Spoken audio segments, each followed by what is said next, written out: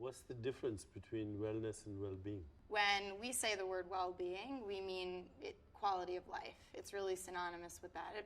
And even more simply, it's synonymous with life.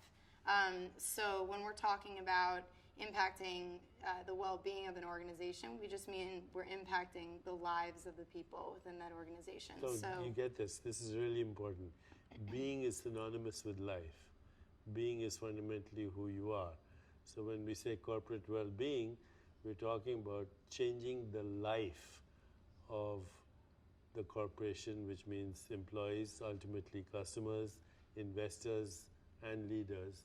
They're all in a different state of being. Right.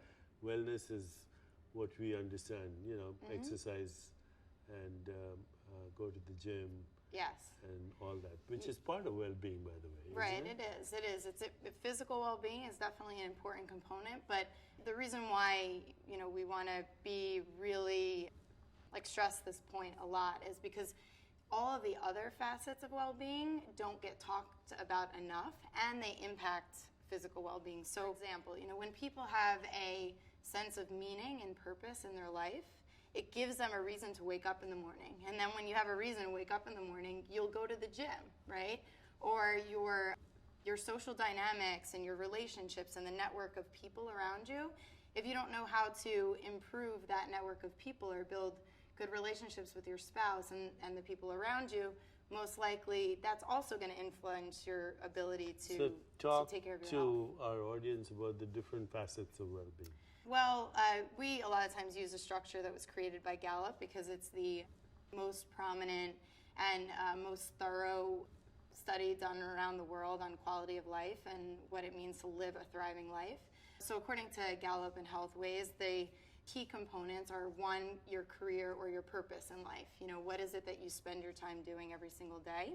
Two is your social well-being. So that is more about the close relationships in your life, the people who are impacting you, on a daily basis, whether it's that manager at work or your spouse or your close friends. The third is your financial well-being, and these are in order of importance, by the way, which is interesting. Career is one, social is second. Social is second, then financial is third. And your financial well-being has a little bit to do with the amount of money you make. Obviously you need to have money to take care of your basic needs, but after you're taking care of your needs, it's much more important how you spend your money. It's more about, are you spending money on experiences? Are you managing it properly so that you're not stressed out about it? If your money is on your mind, most likely, your mind isn't focused on other things. What? You can have a lot of money, but if it's on your mind, then you're poor. Right. Yeah, I love that. And then fourth is where physical comes in. And I think actually the way that Gallup defines it is really great, because they say your physical well-being is having enough energy to do what you want to do each day.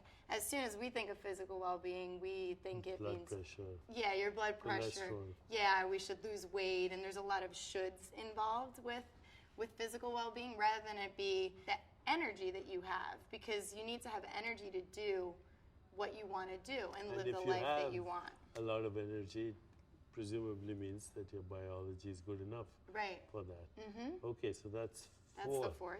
And the fifth? The fifth is community well-being. So your community well-being has to do with your relationships that extend beyond your social, beyond that inner circle. So it's your involvement in your community, and it's not just your involvement, but how you're involved. So it's really important to be involved in things that really hit home on what your core passions are, your core interests. So being engaged in the community in some way, whether that means networking events, but also means how you volunteer your time. Okay, so now that you've heard from Danielle about these different components of well-being,